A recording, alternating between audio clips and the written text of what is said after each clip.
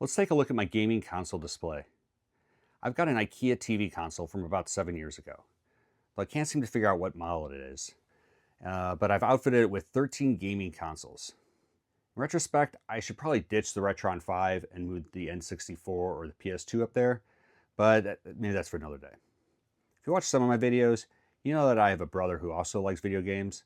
So while some of these consoles are the exact same ones that I grew up with and owned, some I've bought more recently to round out my collection, since my brother has custody of a few of these, which, in all fairness, is earned when you pay for them. Starting with the PS3. Okay, now I personally bought this one, and I bought it a little bit, a couple months after it came out. Some of the early games I remember playing were GTA 4, Metal Gear Solid 4, Devil May Cry 4. It's actually a lot of 4s for the PlayStation 3. Next, the PS1. Now, like most people, I grew up with the regular PlayStation, the bigger one, which of course ours was modded to play the Japanese games and now lives with my brother. This version of the system, released a few years later. It's kind of nice because it fits in this cozy little spot here, which is why I targeted this system.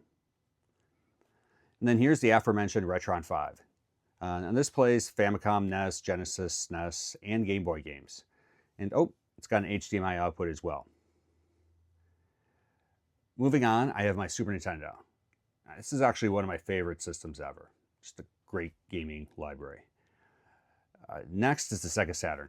This is a personal favorite, and I hope my brother doesn't ask for this back because I'm pretty sure he's the one who paid $50 for this used version at Blockbuster Video, not me.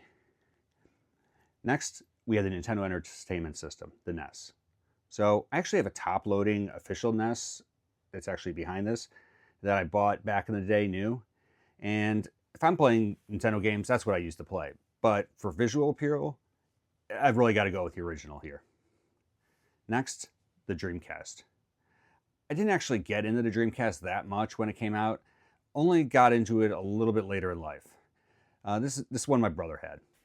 I played some of the games, such as Resident Evil Code Veronica and Marvel vs. Capcom 2, when they came out.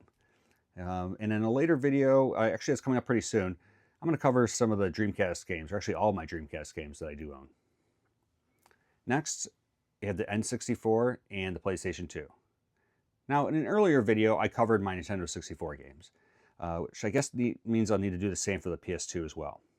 I really need to get some lighting on this PS2. It just kind of looks sad down there. Maybe another reason to move it up where that Retron 5 is. Next, the Atari 2600. Now, I did not grow up with the Atari, but my friend Paul had one, and so would play Dig Dug, Food Fight, and the original Mario Brothers. Next, I have the Gamecube. I've got the silver one here.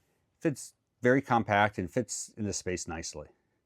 There's a handle on the back of this system, which is a little odd.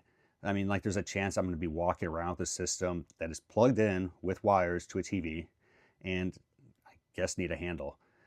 Next, we have the Nintendo Wii, which is even more compact, which is nice because it leaves room for the Sega Genesis with the Sega CD and 3.2x adapter.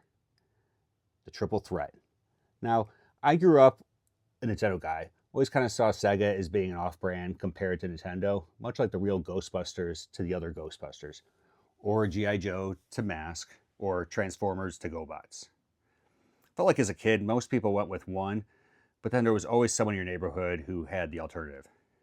Me, I'm a Nintendo guy.